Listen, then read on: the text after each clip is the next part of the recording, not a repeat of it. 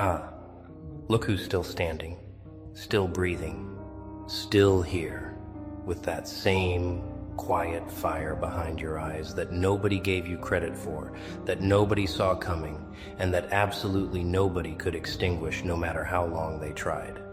You made it to this moment not limping, not dragging your name through apologies, not carrying the wreckage of what they did to you like some monument to your own suffering. You made it whole, or close enough to whole that the difference doesn't matter anymore, because broken things that heal stronger have a name, and that name is you.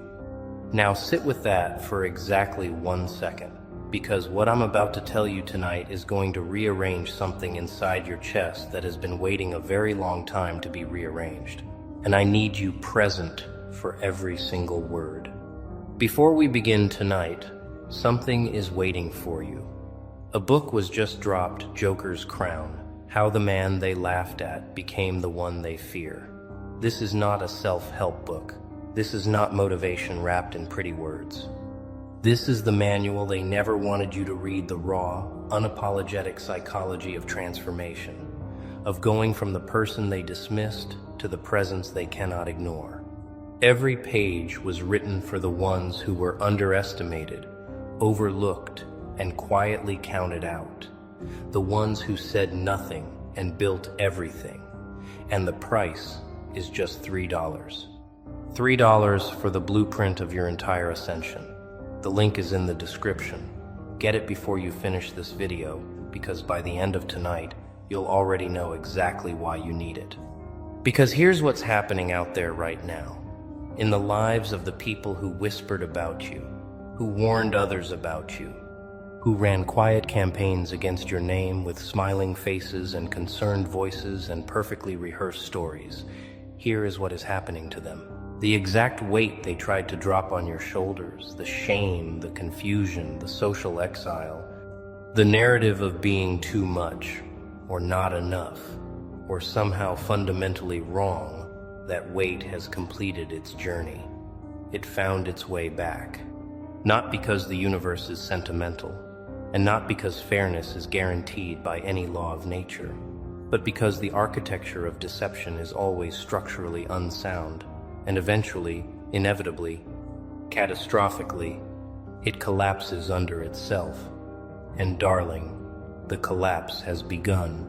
They spent a considerable amount of time and energy constructing a version of you that had no basis in reality, a fictional character wearing your name and your face and your history, but operating by rules you never agreed to, and displaying qualities you never possessed. They built this character carefully, with attention to detail, with collaborative effort across groups and circles and private conversations that you were never invited to and never needed to attend. The construction project was impressive, in the way that all monuments to dishonesty are impressive before they fall grand, convincing, temporarily load-bearing, and absolutely hollow at the core. They needed this false version of you to exist because the real version of you was inconvenient to the story they were already living about themselves. See, people who manufacture reputations for others are almost always doing so because their own reputation is something they cannot bear to examine too closely. When someone invests serious emotional labor into convincing others that you are dangerous, unstable, dishonest, or unworthy, they are not operating from a place of concern for those others. They are operating from a place of deep personal terror. They are terrified of what your existence reveals about theirs. They are terrified of the contrast. They are terrified of the moment someone looks from you to them and does the math. And so they worked, quietly and persistently and with remarkable dedication, to ensure that the comparison never happened, that people would see you through their lens first, carrying their narrative first, arriving pre-condemned, so that no independent assessment was ever formed. That was the plan. It was sophisticated, and it had a fatal flaw. The fatal flaw was you. Specifically, it was the fact that you refused to perform the role they cast you in. You didn't collapse publicly. You didn't spiral in ways that confirmed their warnings. You didn't validate the script by playing the villain they invented.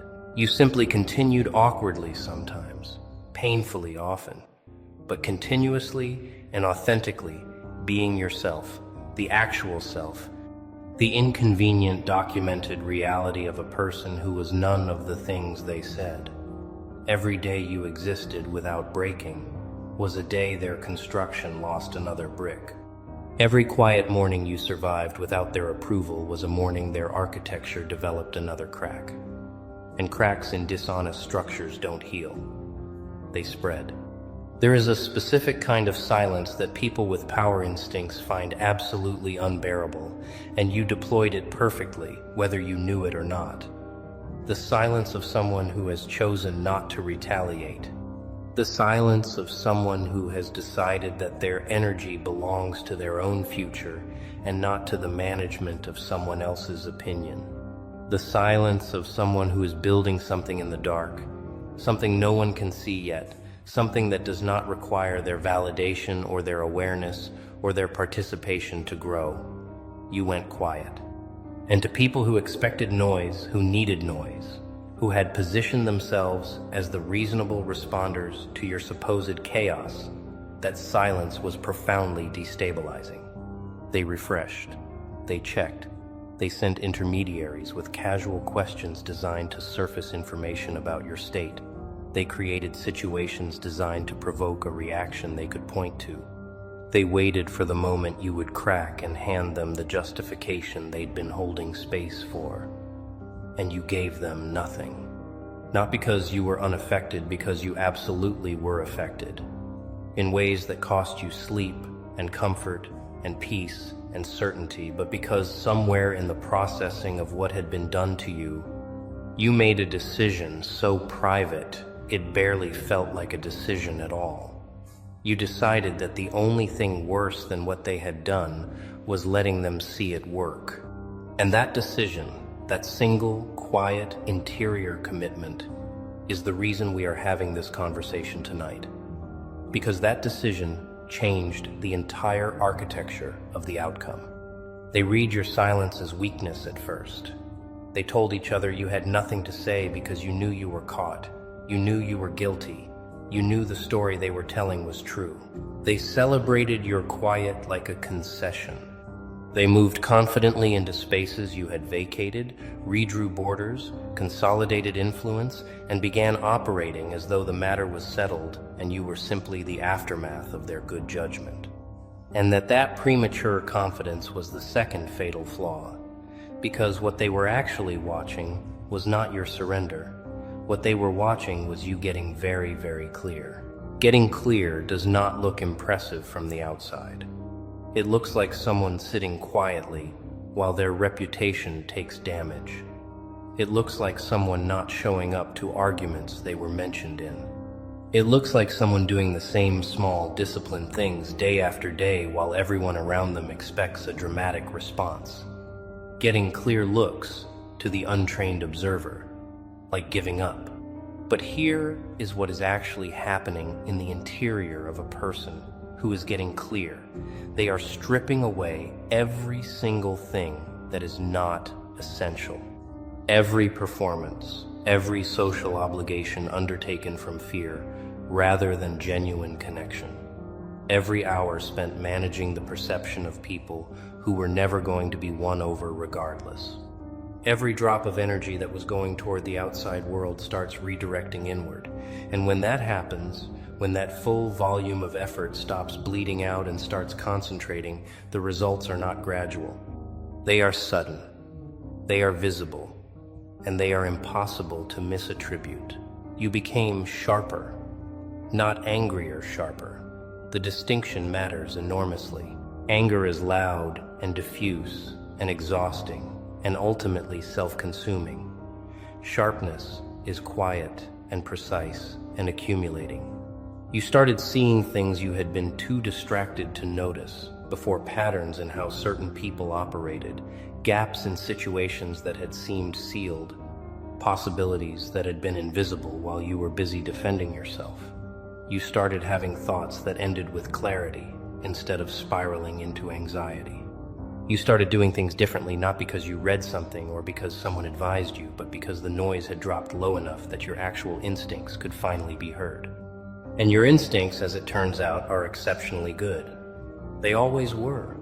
They just couldn't compete with the volume of everything external for a long time. Meanwhile, the people who had declared victory over your situation were beginning to discover something uncomfortable. The narrative they'd constructed required ongoing maintenance. Stories that are not true need constant reinforcement, need recurring retelling, need the collaboration of people who are willing to keep believing, or at least performing belief. And people, even allies, built on shared grievance, eventually tire of maintenance. The conversations that used to be animated and urgent started feeling repetitive. The warnings they issued about you were being issued now to audiences who were hearing them for the third and fourth time, and the emotional response was diminishing. The structural thing about a false story is that it has no new information to generate. It tells itself the same way every time. And eventually, people stop listening to things that don't give them anything new. Nobody announces the moment the tide moves. It doesn't arrive with ceremony. It doesn't send a letter. You do not wake up one morning and find a notification that says reversal has begun. What you find instead is a series of very small, very specific events that accumulate over weeks and months into an undeniable pattern. Someone who used to avoid you holds eye contact a little longer than necessary, with something in it that looks almost like reassessment. Someone who had positioned themselves in opposition to you makes a mistake that is remarkably similar to the mistake they warned everyone you were going to make. A story collapses quietly, not publicly, not dramatically, but at the level of private conversations that used to sustain it. The people who were certain start sounding less certain. The alliances built on shared distaste for you start showing the strain of what they actually are, which is connections formed out of negative motivation rather than genuine affinity. And those connections have no warmth to sustain them when the shared target stops being interesting. And here's the thing about people who built their social positioning on a narrative about someone else. When that narrative begins to lose credibility, they don't lose just the narrative. They lose the credibility itself, because anyone who was paying attention now has to retroactively evaluate every claim they made. Every confident warning issued about you is now examined against the evidence of who you have actually continued to be. Every dramatic story told becomes a data point not about you, but about the storyteller. Every alliance asks itself, quietly, uncomfortably, whether it was built on something real. And the answer, in most cases, is no. The alliance was built on shared opposition, which is the most fragile possible foundation for any human connection. Remove the opposition or worse, reveal it as invented, and there is nothing left but people standing in a room together who don't actually like each other very much. You are not watching this process from a distance anymore. You are standing inside the outcome. The territory that used to feel hostile has shifted. The social weather that used to make you brace every morning has changed in ways that are still subtle, but no longer reversible. And the people who ran the campaign against your name are now experiencing, in their own lives, in their own relationships, in their own reputations, something that should be familiar to them. Because what goes into the world returns. Not poetically, not symbolically, mechanically. The exact mechanisms they used, the whisper networks, the strategic positioning, the subtle reframing of events, the concerned-sounding warnings are now being applied to them by their own former allies, by people who watched how they operated and learned the method, by the universe of cause and effect that does not make exceptions. Let us be specific, because specificity is where the real recognition lives. They are experiencing the particular vertigo of someone whose carefully managed reputation begins to develop gaps. Small ones at first, a conversation that ends too quickly, an invitation that doesn't arrive, a room that shifts slightly when they enter it in a way they cannot identify but cannot deny. They check their behavior, mentally, reviewing recent interactions for the mistake that would explain this subtle change. They find nothing obvious, because the shift is not about a single mistake. The shift is about accumulated weight, the weight of everything they put into motion, finally becoming visible to people who previously had only one half of the picture.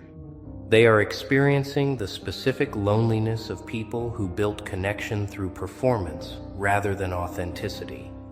The exhaustion of maintaining a version of themselves that requires constant upkeep. The discomfort of relationships that were conditional on a shared enemy, now that the shared enemy has quietly exited the frame and left them facing each other with no mutual project to organize around. They are discovering that the energy they put into watching you, talking about you, strategizing against you, was energy not put into building anything of their own. And now, the gap is visible. You built something while they were watching you.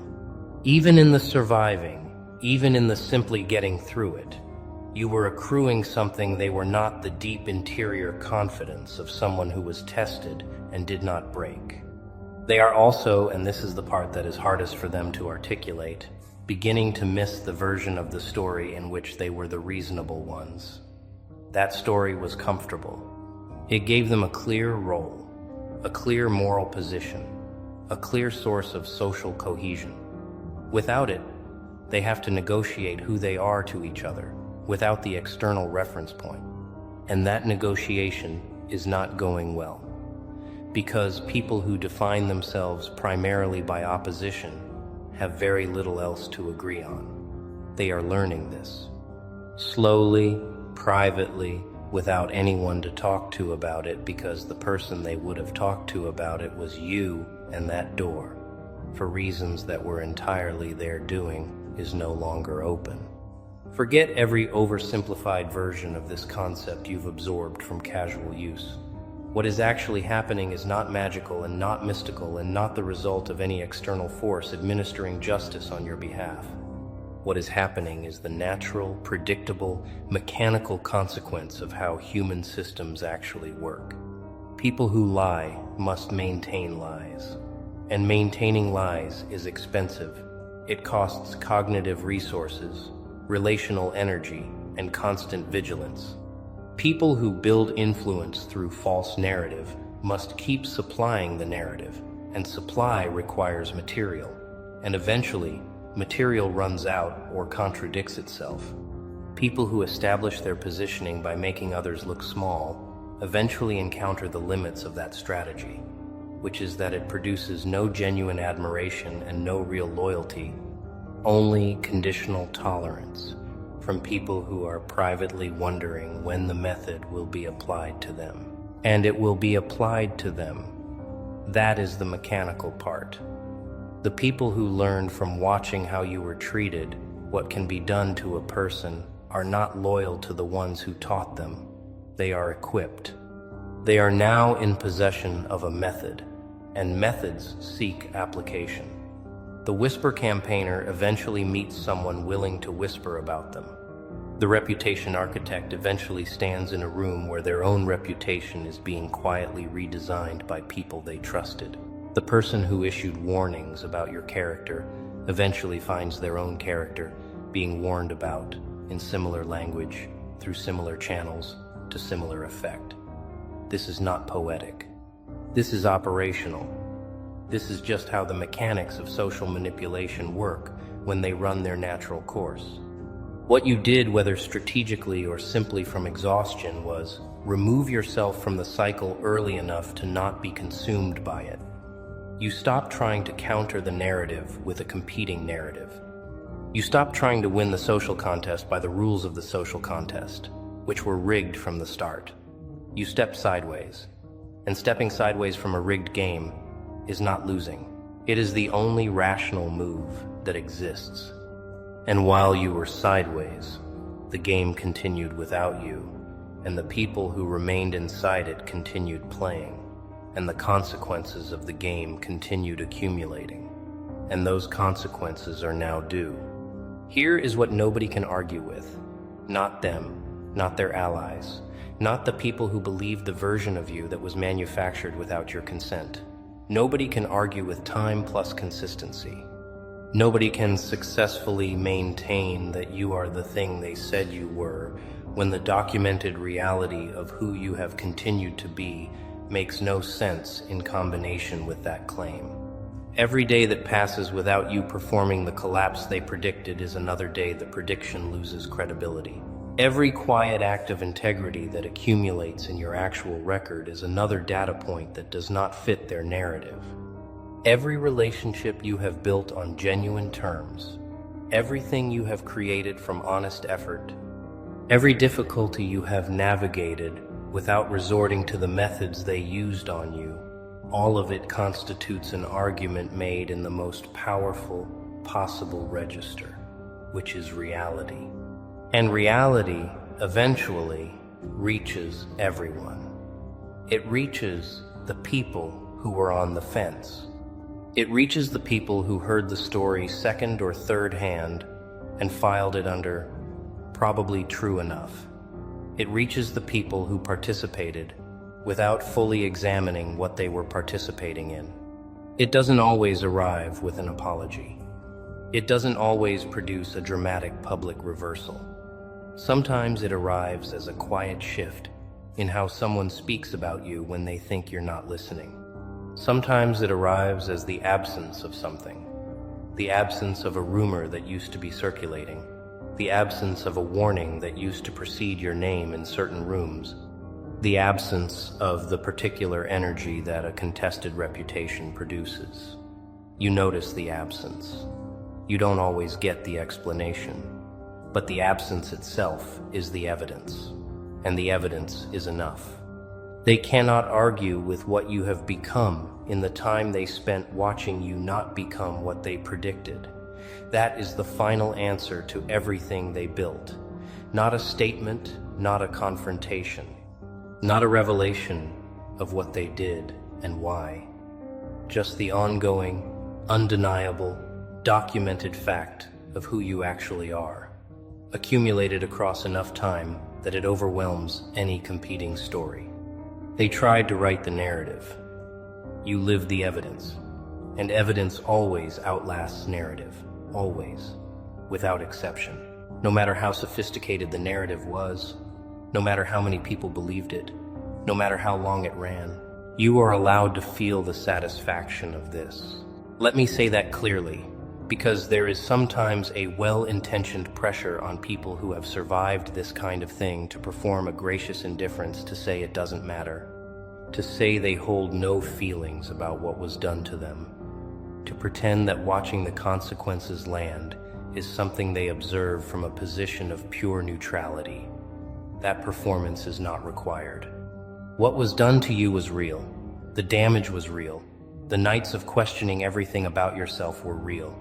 The relationships that were damaged or destroyed by a story you didn't write were real. The doors that were closed before you could reach them because someone got there first with a warning were real. You are allowed to acknowledge that those things happened, and that watching the reversal is something that produces a feeling, and that the feeling is justified.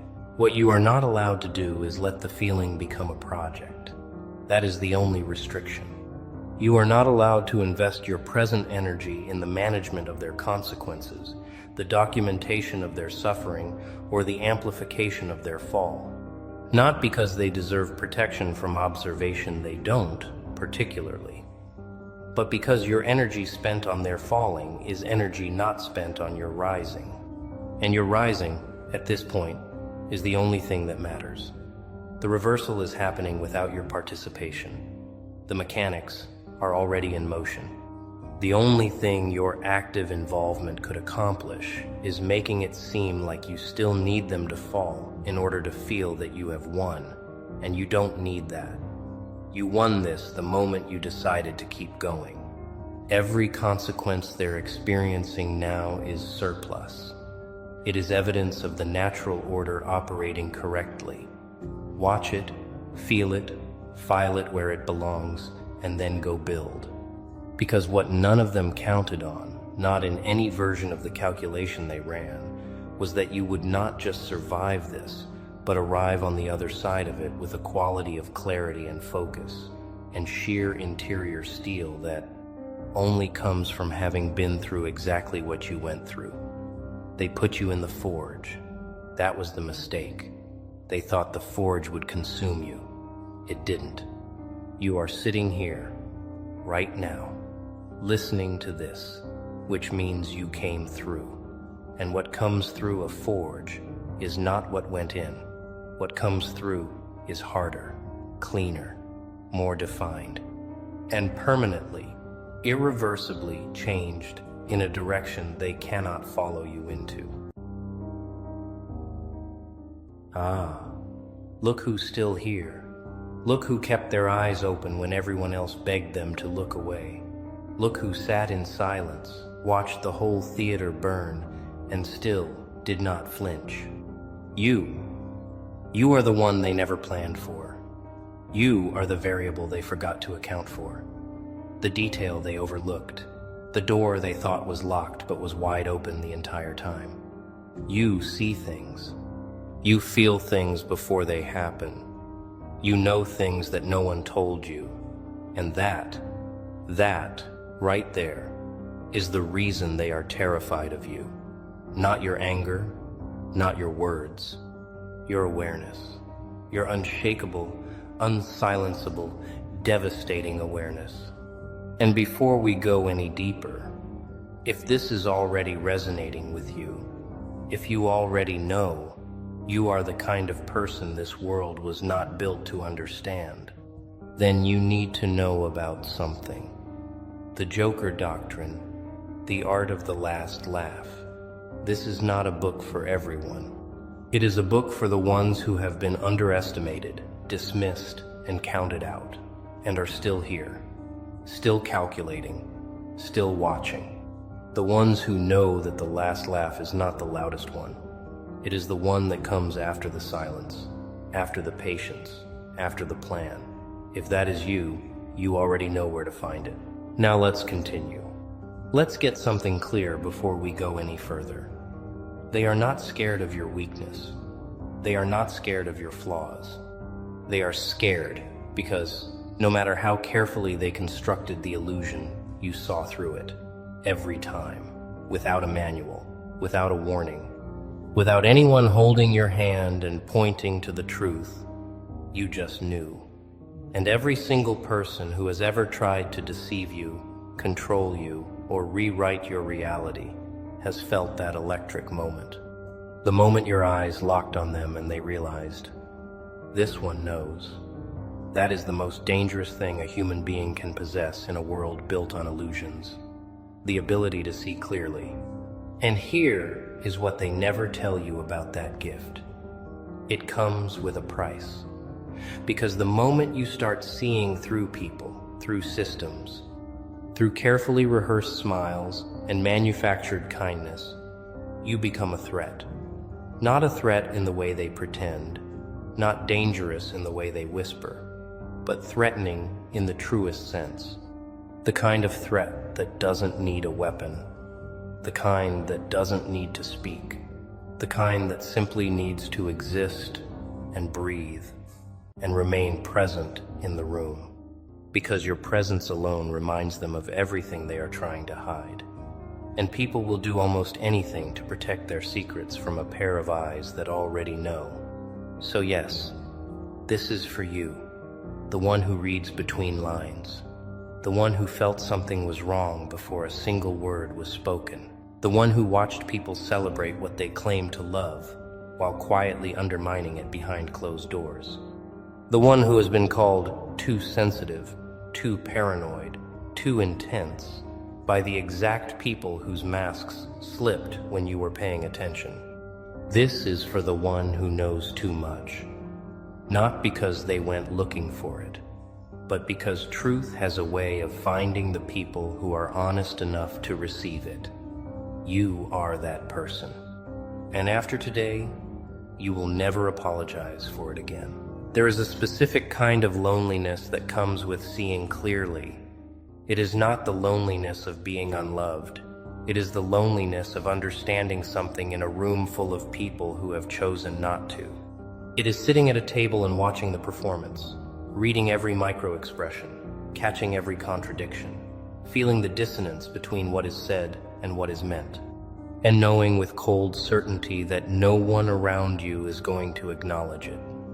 That loneliness is real, and it has followed you, but it is not a flaw. It is the cost of operating at a frequency most people cannot hear. You were not born suspicious. You were not born cynical. You were born observant. There is a profound difference. The suspicious mind looks for danger in every corner out of fear. The observant mind, your mind, simply notices what is already there. The patterns, the repetitions, the way people's stories shift depending on who is listening. The way certain eyes go flat when they smile. The way the most controlling people always frame their control as care. The way the most dishonest people always speak loudest about honesty. You did not invent these contradictions. You simply refused to ignore them. And that refusal has cost you relationships, opportunities, comfort, and peace. But it has never cost you your integrity. And that is the trade they cannot understand. Think about how many times you have been in a situation and felt it before you could explain it. A job interview where something felt scripted. A friendship where the warmth only appeared when something was needed. A promise made with the exact energy of a person who had already decided not to keep it. You could not always articulate why. You could not always build a logical case, but you felt it. Deep, precise, undeniable. And almost every single time, you were right. Not because you are pessimistic, not because you look for problems, but because your nervous system has been calibrated by experience into an instrument of extraordinary precision. You are not paranoid. You are pattern literate. And in a world that profits from confusion, that is a superpower they desperately need you to abandon. So they tried to dismantle it, didn't they? Not always loudly, not always consciously, but the pressure has been there your entire life. You think too much. Not everything is a conspiracy. Why can't you just trust people? You're reading into things that aren't there. Each of those statements was not advice. Each was a quiet attempt to make you doubt the most reliable instrument you possess, your own perception.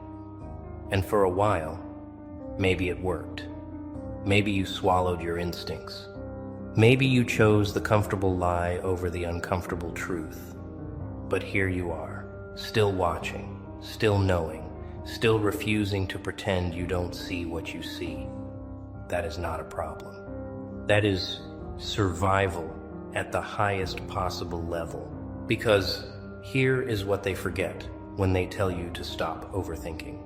The people who told you that were almost always the people you were correctly thinking about. The ones who called your perception dangerous were the ones whose behavior could not survive your perception. The ones who labeled your awareness as a mental health issue were the ones most threatened by what your awareness had already uncovered. Your gift did not make you difficult. Their fear of your gift made you difficult to manipulate. And that is an entirely different thing, one they will never admit, and one you should never again forget. Let's talk about what actually happens in the mind of someone who realizes you see through them. Because it is not embarrassment, it is not shame, it is not a quiet moment of self-reflection. It is panic. A very specific, primitive, cold panic. The kind that bypasses logic and goes straight to survival mode. Because the moment they register that you know, their entire internal architecture shifts. Every false story they have built about themselves suddenly feels unstable. Every illusion they have maintained suddenly requires active defense. And the energy required to manage that around you is exhausting for them. That is why they cannot relax near you. That is why conversations with you feel like interrogations to them, even when you haven't asked a single question. Your presence alone is the interrogation. And because panic needs an outlet, it turns into something else. It turns into hostility. It turns into dismissal. It turns into this urgent need to establish that you are the problem. You are unstable. You are the one reading things incorrectly. They will go to extraordinary lengths to reframe your clarity as delusion. They will recruit others to confirm their narrative. They will double down on charm around mutual friends while sharpening the knife behind your back, not because you did anything wrong, but because a person who sees clearly is a problem that cannot be solved with more lying, and lying is the only tool they have. So when lying stops working, what is left is fear dressed up as aggression. And you have felt that aggression. You have been on the receiving end of the campaign, and somewhere in the back of your mind, even then, you understood exactly what it was. Here is the thing that most people never realize about being feared for your perception. It isolates you from the crowd, yes, but it also magnetizes the ones who are real. Because there is another type of person in this world, the ones who have been deceived too. The ones who were gaslit, manipulated, rewritten, dismissed. And when those people encounter someone like you, someone who sees clearly and names things accurately, something happens in them that they have not felt in a long time. They feel safe. Not because you are soft, not because you agree with everything, but because with you, the pretense is gone. The performance is unnecessary. The masks can come down. You attract the honest and you repel the fraudulent. And over time, as the false ones fall away and the real ones remain, what you are left with is something most people spend their entire lives searching for. But before that happens, and this part is important, before the real ones arrive and the false ones exit, there is a period of extraordinary discomfort. There is a period where it seems like your gift is actively working against you, where being the one who knows feels like a punishment, where the ones who chose comfortable delusion seem happier, more connected, more celebrated. And in that period, the temptation to close your eyes is overwhelming, to just let the performance continue, to stop noticing, to stop naming, to trade your perception for belonging. And some people do. They dim themselves down. They learn to perform, not knowing. They buy peace at the cost of themselves. But you didn't. You are still here with both eyes open. And that takes a specific kind of courage that the world refuses to name correctly. They will not call it courage. They will call it stubbornness. They will call it inability to move on, inability to trust, inability to heal. But what looks like stubbornness from the outside is, from the inside, an absolute refusal to betray your own reality. And that refusal, that unshakable commitment to what you actually know to be true, is the single most threatening thing you carry. Not your anger, not your pain, your refusal to pretend. Because in a world full of performances, the person who refuses to perform is the most dangerous presence in every room they enter, and they know it. That is why they never stop watching you. That is why they never stop trying to rewrite you. Because as long as you exist, seeing clearly, their version of reality is always 1 second from collapse. Let's be honest for a moment. Because this script is not just about power and victory in the throne room. It is also about the weight, the real, physical, exhausting, spirit-testing weight of carrying knowledge that no one around you wants to acknowledge. You know what it is like to sit with information and have nowhere to put it. To know that someone is lying and watch everyone else receive that lie as gospel. To feel the wrongness of a situation with every cell in your body and be told that your cells are overreacting. To hold the truth in your hands like something fragile, knowing that if you speak it, you become the problem. That weight is not small. That weight has bent people far stronger than either of us.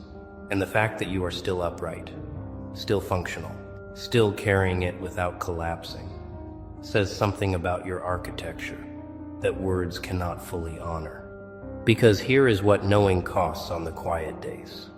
It costs you peace of mind, not in the way anxiety costs peace, in the way that total clarity costs peace.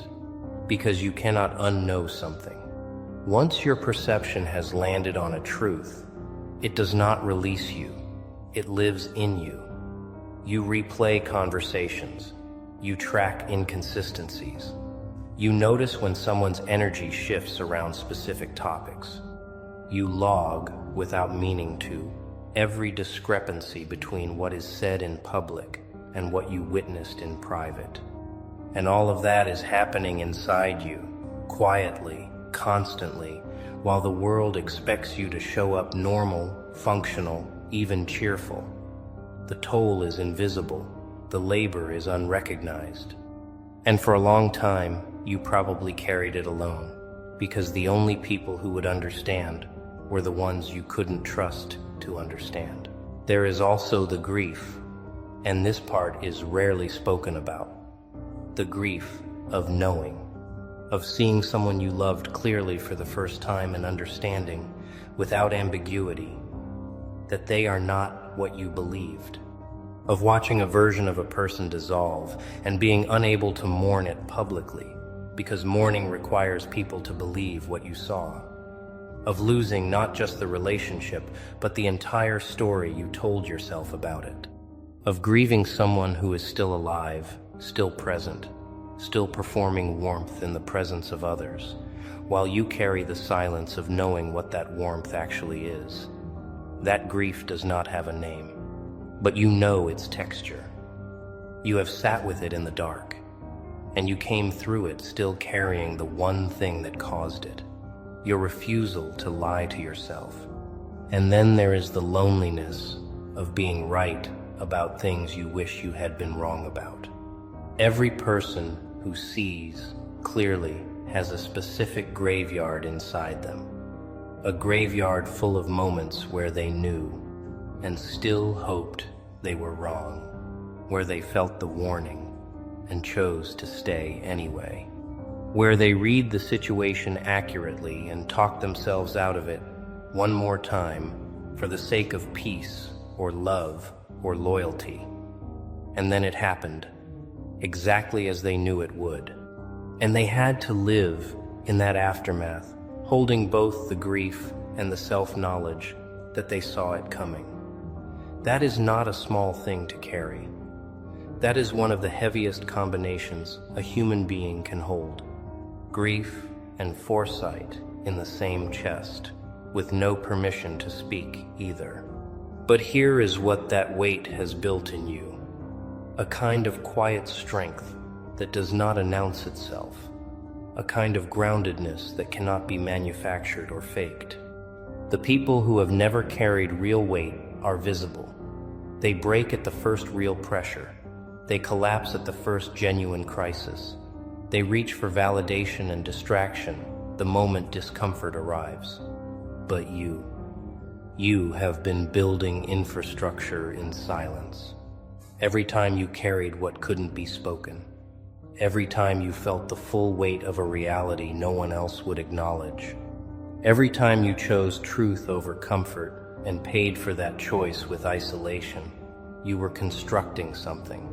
A foundation, a bedrock, a version of yourself that does not require external confirmation to stand upright.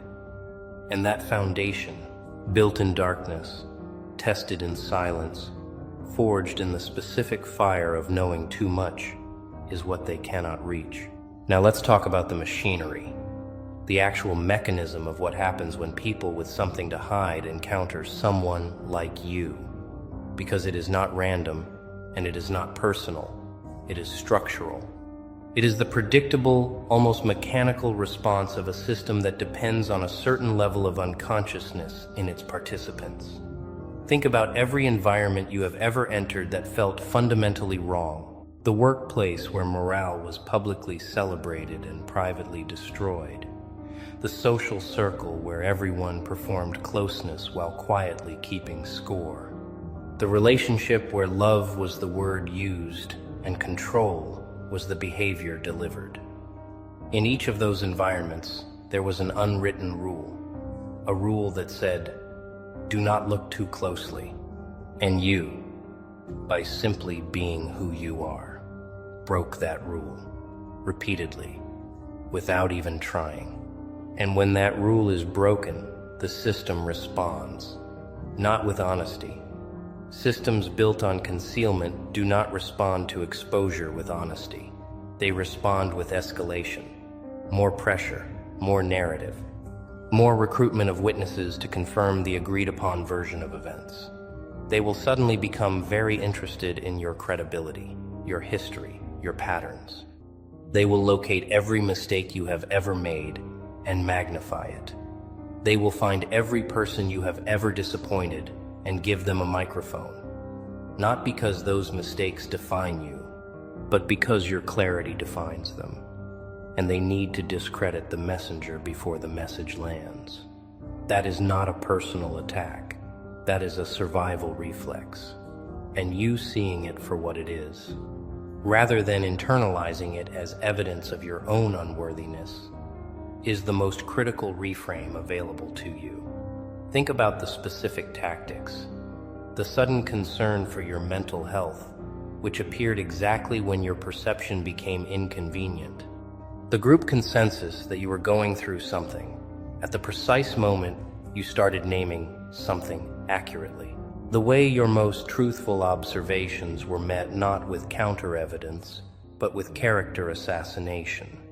The way the conversation always shifted from, is this true, to, why are you like this? Because addressing the content of what you see would require confronting the reality of what is there. And that is the one thing they cannot afford. So instead, they attack the container. They question your stability, your motives, your history, your mental state, not to help you, to neutralize you. Because here is what they underestimated. They underestimated the difference between silencing someone and convincing them. They thought if they made the cost of speaking high enough, you would not only stop speaking, you would stop knowing. That if they isolated you from enough people, you would begin to doubt your own perception. That if they flooded the space with enough noise, enough counter-narrative, enough social consensus, the truth inside you would quietly dissolve. But perception is not a belief. You cannot argue someone out of what they directly observed. You cannot consensus vote away what a person clearly saw with their own eyes. Truth witnessed is not truth borrowed. It lives differently. It holds differently. It cannot be taken back by the people who wish it had never been seen. So yes, they need you to stop seeing. They need you confused. They need you self-doubting, over-apologizing, questioning the validity of your own experience. They need you to trade your lens for their narrative. And everything they have done, every social campaign, every whisper, every sudden concerned intervention about your state of mind, has been in service of that singular goal, not your well-being, your blindness. And now that you understand the goal, now that you can see the machinery clearly, none of it has the same power anymore, because a trap only works on someone who doesn't see it, and you have been seeing it this whole time. The game is not new. Only your understanding of it has sharpened, and that sharpening, that is where they lost you permanently. Let's talk about what happens to them at night, not out of cruelty, not out of revenge, but because you deserve to understand the actual consequence of being the kind of person you are. Because the narrative they pushed was that your perception punished you, that your awareness isolated you, that seeing clearly was the thing that cost you everything. And while some of those costs were real, the other side of that ledger has never been spoken. So let's speak it now. The people who lied to you, manipulated you, attempted to rewrite your reality, they did not walk away clean. They walked away haunted. Because there is a very specific kind of haunting that follows you when you have tried to deceive someone who saw through the deception and said nothing.